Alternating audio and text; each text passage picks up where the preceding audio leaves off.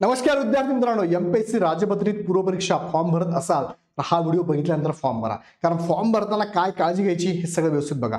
Form भरत असताना जे जे पद तुम्हाला इथे दिलेले आहेत त्या पदानुसार कोणत्या पदाला तुम्हाला फॉर्म अप्लाय करायचे ते पण लक्षात घ्या. बिफोर दॅट इग्नाइट अकॅडमीकडनं तुमच्यासाठी याची राज्यपत्रित सेवाची पूर्वपरीक्षेची बॅच प्लस कंबाईनची पूर्वपरीक्षेची बॅच आपली चालू केलेली आहे. दोघं बॅचेसची तयारी जर दोघं पोस्टची तयारी एकत्र करायची असेल तर साठी ही बॅच तुम्हाला अवेलेबल आहे. 8,990 प्लस जीएसटी फाउंडेशन बॅच आहे. फक्त पूर्वपरीक्षा जॉईन करायची 5,990 प्लस जीएसटी आहे. तुम्हाला कंबाईनच्या सेपरेट बॅचेस जॉईन करायचं त्या पण बॅचेस इग्नाइट अकॅडमीच्या ॲपवरती अवेलेबल आहे. ॲप डाउनलोड करून डायरेक्ट परचेस करा किंवा खालील नंबरवरती कॉल करा. जाऊया मुख्य मुद्द्याकडे.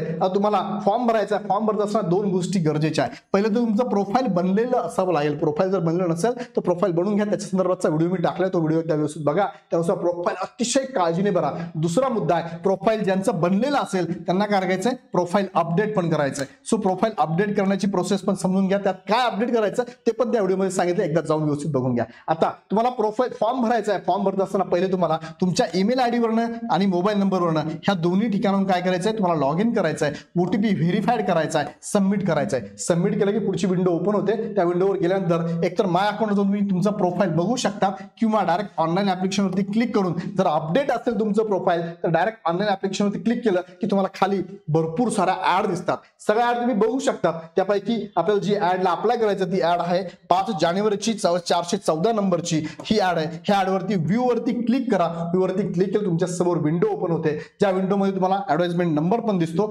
ऍडव्हर्टाइजमेंटचं नाव पण दिसतं आणि त्यात कोणत्या कोणत्या पोस्ट त्या पोस्ट पण दिसतात. ओके, ह्या सगळ्या पोस्ट तुम्ही बघू शकता. आता ह्या पोस्ट तुम्हाला व्ह्यू करायला दिली त्यांनी. त्यानंतर तुम्हाला चेक एलिजिबिलिटीवरती क्लिक करायचं आहे. याच्यावरती क्लिक केलं की तुम्हाला प्रत्येक पोस्टनुसार इथे ऑप्शन दिसतात बघा. You are eligible and can apply for this post. You are not eligible for this post. You are eligible for this post. Not eligible म्हणजेच काय, प्रोफाईल मध्ये दिलेल्या माहितीच्या आधारे तुम्ही त्या पोस्टसाठी कॅपेबल असाल, इलिजिबल असाल तर एलिजिबल दाखवते. तुमचं शिक्षण वेगळं आहे आणि त्या पोस्टला शिक्षण वेगळं लागतं तर एलिजिबल दाखवणार नाही. फॉर एक्झाम्पल तुम्ही सिव्हिलचं टाकले तर सिव्हिलच्या पोस्टला तुम्ही ऍप्लिकेबल आहात आणि इतर पोस्टला पण ऍप्लिकेबल आहात. पण सिव्हिल तुमचं बीकॉम झालंय, बीकॉम झालंय किंवा बीए झाला असेल तर सिव्हिलच्या पोस्टला तुम्हाला तिथे ऍप्लिकेबल दाखवणार नाही, एलिजिबल दाखवणार नाहीये.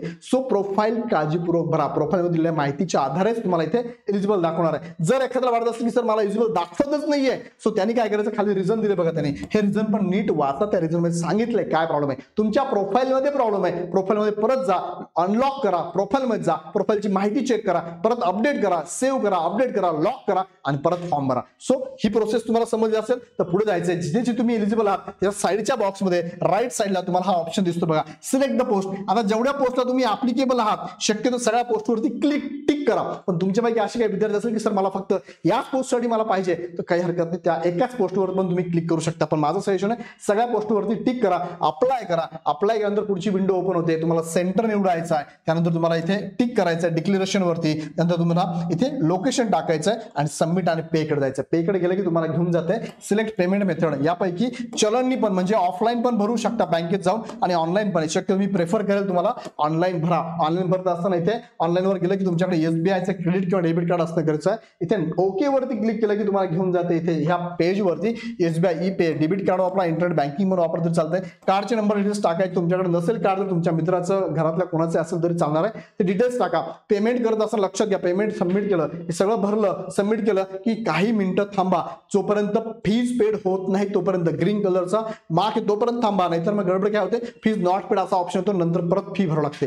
सो ही काळजी तुम्ही सगळ्यांनी घ्यायची आहे. नंतर तुम्ही प्रोफाईलची प्रिंट आउट घ्या, अपडेट अनलॉक करून घ्या किंवा फीज भरल्यानंतर सुद्धा प्रिंट आउट घेऊन ठेवा तुमच्याकडे. आणि मग तुम्ही परत प्रोफाईल ओपन केलं की तुम्हाला दिसतंय तुम्ही ह्या एक्झामसाठी अप्लाय करत आहात. फीज पेड असेल तर इथे ग्रीन कलरचा सिम्बॉल येईल, ग्रीन कलर येईल डायरेक्ट. हे शब्द फीज पेड हे ग्रीन कलर मध्ये येईल. जर हे येत नसेल याचा अर्थ तुम्ही फीज पेड केली अजून नाहीये किंवा असाच ऑप्शन येईल, तुम्हाला फी परत भरावी लागते. सो फीज जेव्हा पेड करता ऑनलाईन काही वेळासाठी थांबा, काही मिनिटांसाठी थांबा. इथे ग्रीन कलर आला की समजून जायचं की तुमचं प्रोफाईल ओके तुम्ही फॉर्म भरलेला आहे. किंवा इथून तुम्ही परत व्ह्यू, पे नाऊ, पेमेंट हिस्ट्री आणि चेक पेमेंट स्टेटस पण चेक करू शकता.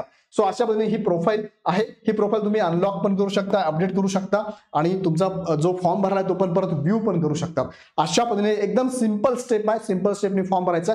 जे पद आता आले त्या पदासाठी तुम्ही अप्लाय करू शकता. डीवायएसपी डेप्युटी कलेक्टर पद आलेच नाहीये, सो ते पद दिसत नाहीये, ते अप्लाय करू शकत नाही, हा मुद्दाच नाहीये. ते पद नाहीये, जेव्हा येतील तेव्हा जर ते एमपीएससी परत तुम्हाला अपडेट लिंक देणार आहे, सो त्यावेळेस भरू आपण. जेव्हा फॉर्म अजून पद सुटतील तेव्हा आता जेवढे पद आहेत त्यानुसार फॉर्म भरून टाका. लगेच फॉर्म भरा. काही अडचण तर आम्हाला कळवा.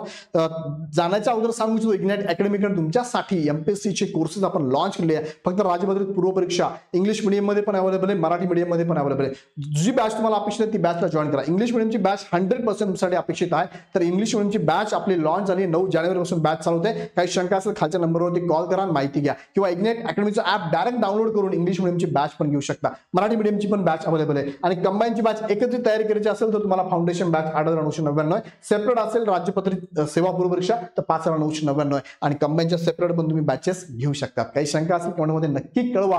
व्हिडिओ आवडला तर लाईक करा, चॅनल सबस्क्राईब करा. काही शंका असेल तर नक्की आमच्यापर्यंत करा. तुर्तास मी इथेच थांबतो. धन्यवाद.